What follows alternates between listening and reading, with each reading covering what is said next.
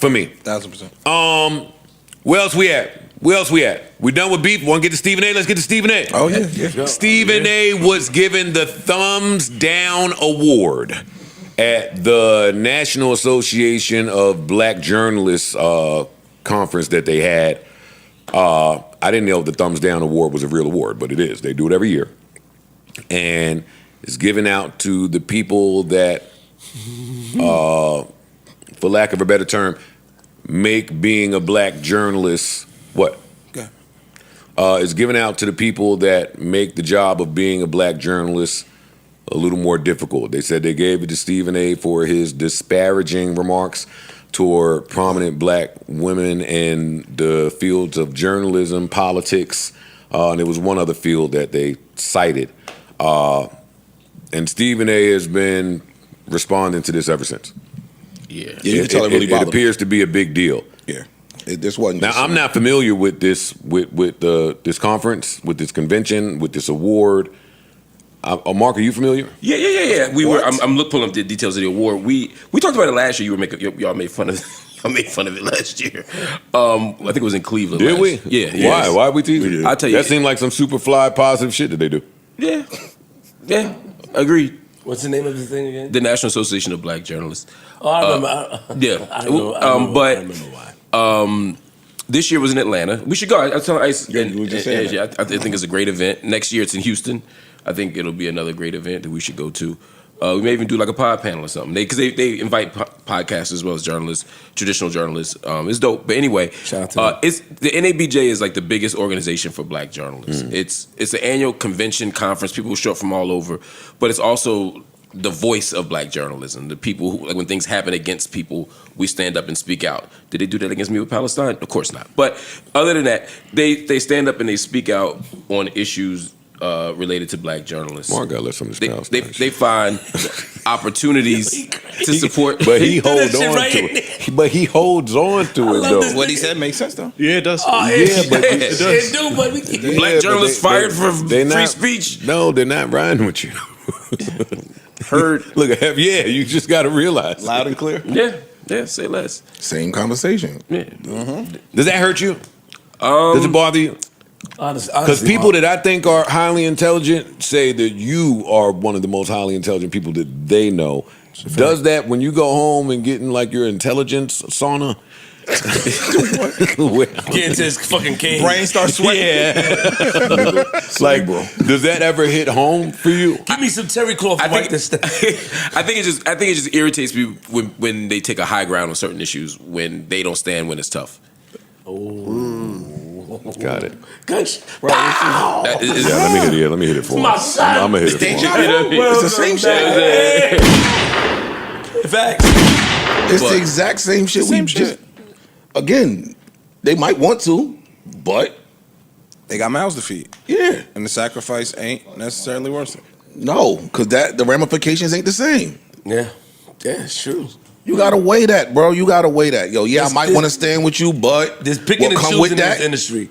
But but the whole point of having an organization, and I don't want to make this about me because it's not, but is that we can stand together. Because you're right. If one or two people stand up, they can get plucked down. But if the entire organization of black journalists in America say this was wrong, they're not gonna hire anybody. If who y'all standing up against got a big enough fly swatter to hit all y'all at once and still fuck it up, yeah. But that's and I hear that. But you know what? They can make that choice. I just can't respect that choice. I get it. I get it because you're willing to lose it for that. Yeah, for what you stand on. Yeah, you lost. And there's a lot of people that's not. Yeah. So, but the Stephen A. thing is interesting. So basically, they gave the thumbs down to Stephen A. Because they said his disparaging comments about Jasmine Crockett. Who else did they say?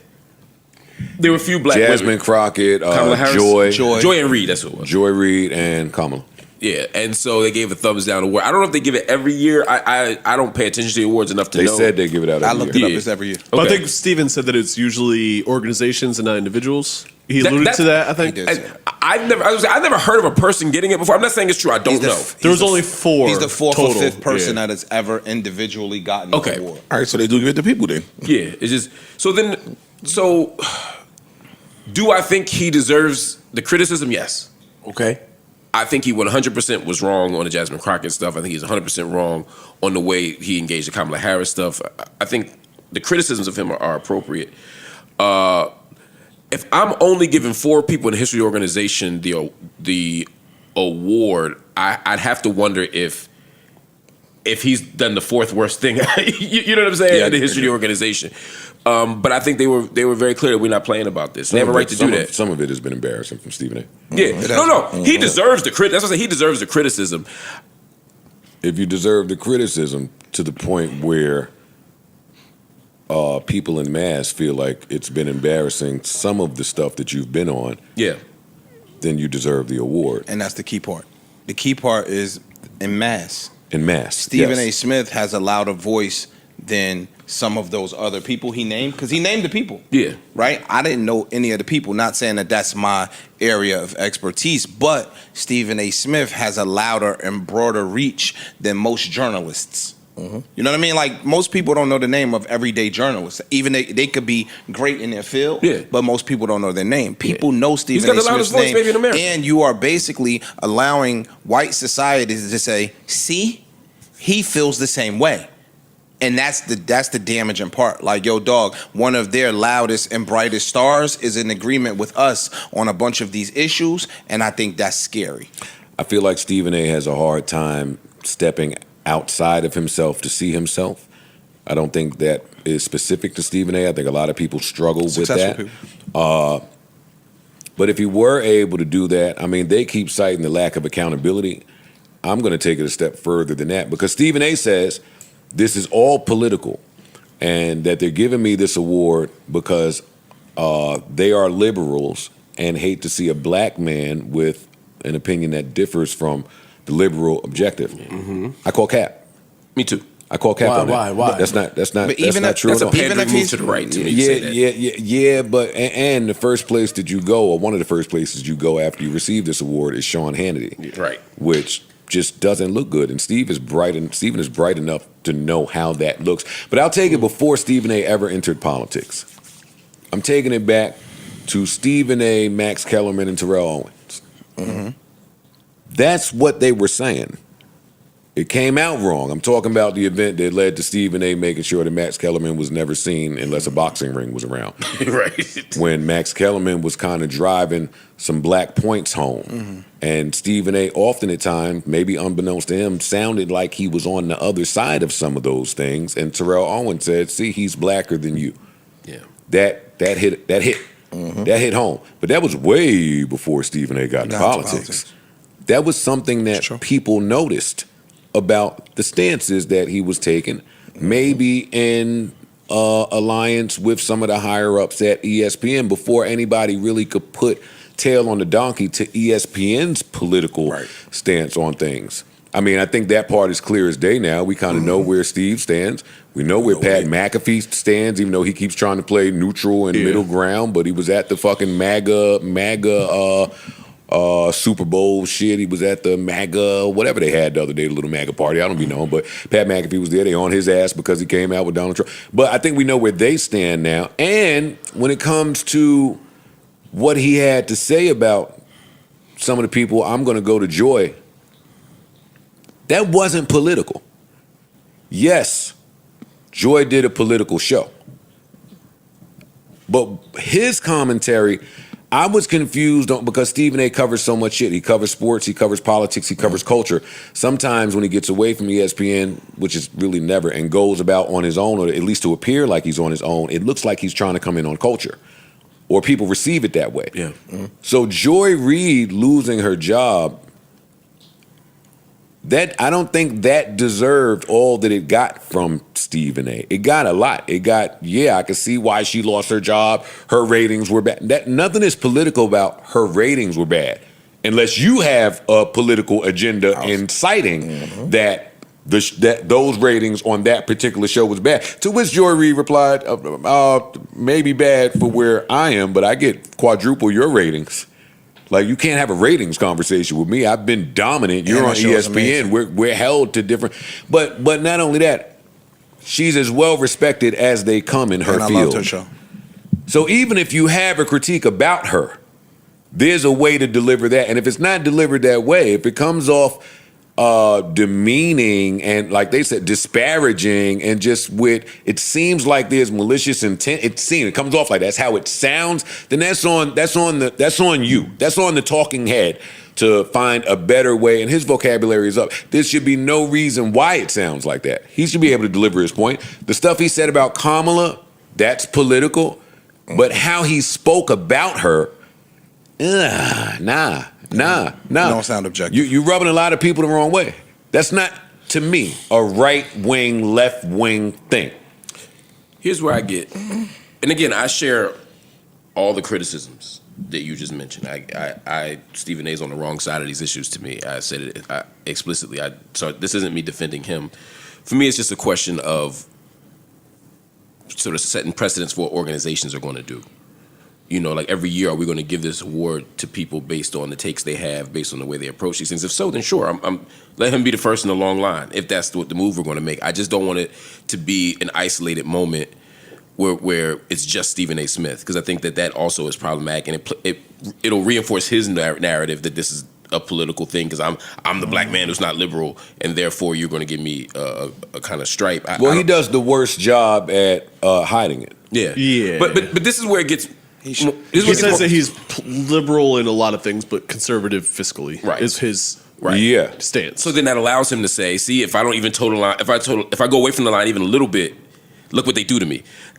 I don't want to give him that kind of cover. So I think we just have to be consistent with it. But this speaks to another conversation that Stephen A. had / debate that Stephen A. had with Mike Wilbon about 2 weeks ago. I saw it. Yeah, Mike was saying Stephen is no longer a journalist at all. And he wasn't saying that as a diss. He was saying he's the show. Yeah, he's the show. He said it's okay. And he's the ticket. And he said I'm not either. Right? He said we did that. Mm-hmm. We're not that. Graduated from that. Yeah. It's interestingly enough, because Stephen didn't like that, and they had a very respectful civil disagreement about it. But if he had actually conceded that point, I think he'd have a much better ground to say this award is unfair. Because I'm a showman. You can't give me a thumbs down on journalism award if I'm not doing journalism. Right.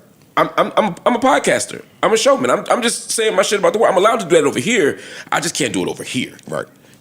I think that could have been an interesting conversation. But if Stephen A. is saying, no, I am a journalist and I'm doing these things, then I think the award looks more and more applicable. Yeah, exactly. So again, if it sounds like because I know y'all say I go back and forth. I'm saying Stephen A. is wrong.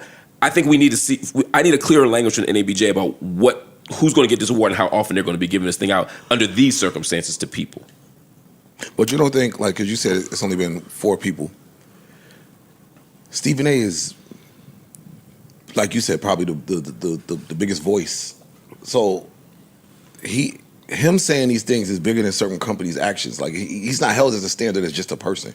You get what I'm saying? Because I'm such my reach is so wide. He's a brand. Yeah, he has a company. So we don't give it to black people who do this. I guess I'm just trying to make sense of it. Do we give it to a Joe Rogan? Black journalists. Yeah, but if I'm an associate with black journalists, I want to be critical of anybody who's harming black people and black journalists, not just black people who do harm to black people. See, I don't know their mission. So and that's what I'm saying. You can speak to that, like, so the yearly when they give it out, are they giving the thumbs down to only black entities, or is it broader and they give it to everybody? And I don't know the answer to that. That's the question I have for them. Yeah, that makes sense. Because if they're giving it to organizations, I don't know too many Negroes that got news organizations. Sure. So some of these got to be non-black people. I don't know. So that's what I'm saying. I have questions. I'm not criticizing NABJ on this point. I'm saying I need more information to know sort of how they're thinking about this award. And I tried to reach out to some people on the leadership. In fact, I reached out to Roland Martin about it, and because he's VP on the board.